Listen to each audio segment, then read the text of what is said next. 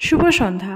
সেদিন বৃষ্টি নামার সাথে সাথেই আমার দেখা হয়ে গেছিলো আমার খুব কাছের এবং প্রিয় মানুষগুলোর সাথে, দুজন প্রিয় মানুষের সাথে।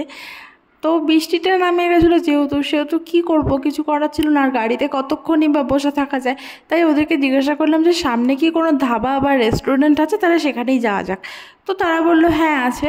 তাদের কথা মতোই আমরা গিয়ে উঠলাম একটা রেস্টুরেন্ট কাম ধাবা বলা যায়, কিন্তু বেশ সুন্দর। আমার তো খুব ভালো লেগেছিলো এটাতে। সন্ধেবেলাটা বিশেষ করে এত লাইট জ্বলছিল রকমারি, আর এত গাছপালা ছিল যে ভীষণই সুন্দর লাগছিল। আমরা যারা সারাক্ষণ ইটবালির মধ্যে থাকি না, তারা এরকম প্রকৃতির ছোঁয়া পেলে সেটাকে স্বর্গের থেকে কিছু কম লাগে না আমাদের কাছে। তো সেখানে গিয়ে আমরা বসলাম, আর আমার রায়ানেরও ভীষণ ভালো লেগেছিল জায়গাটাকে, আর যাদের সাথে দেখা হয়েছিল তাদেরকেও।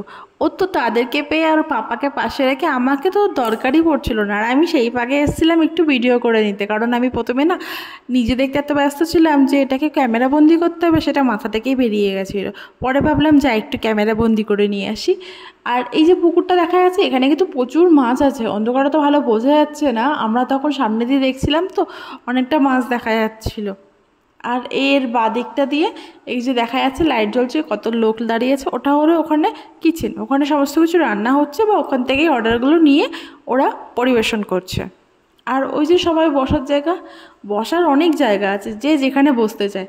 আমি প্রথমে এখানটাতেই বসেছিলাম, কিন্তু এই যে সবুজ গিয়ে ঘেরা জায়গাটা, কিন্তু আমার কর্তার ভয় লাগছে রায়ানকে যদি শুয়োপোকা কামড়ায়, তাই আমরা এদিকটায় এসে বসেছি। এবার নিশ্চয়ই তোমরা বুঝতে পারছো আমার কার সাথে দেখা হয়ে গেছিলো বা আমার আপনজন কারা। ও এখনও বুঝতে পারো নি? আচ্ছা ঠিক আছে, একটু পরে বলছি কে। এখন আপাতত দেখো রায়ান মেনু কার্ড দেখছে, রায়ান চয়েস করছে কি যে আমরা কি খাবো।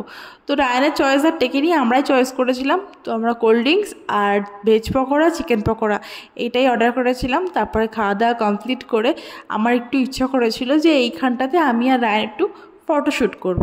তো যাচ্ছিলামও, কিন্তু আমার না খুব ভয় লাগছিলো, কারণ ওটা বাঁশের সাঁকো ছিল। তো আমার ভীষণ ভয় লাগছিলো বাই চান্স যদি ভেঙে পড়ে যায়, গভীর সেটা জানি না, সেটা নিয়ে টেনশানও হচ্ছিলো। তার জন্য তাড়াতাড়ি করে গিয়েই আবার চলে এসেছিলাম।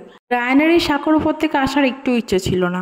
আর এই যে আমার কাছের মানুষগুলো, আমার বোন আর আমাদের বাড়ি ছোট্ট আদরের জামাই, এদের সাথে সেদিন দেখা হয়েছিল। এতটাই ভালো সন্ধ্যাটা কেটেছিল যে সারা জীবন মনে রাখার মতো। ইভেন কি আমার রায়ানেরও বেশ ভালোই লেগেছিলো, কারণ নেক্সট দিন আবার বলছিল যাবি নোনামাটিতে।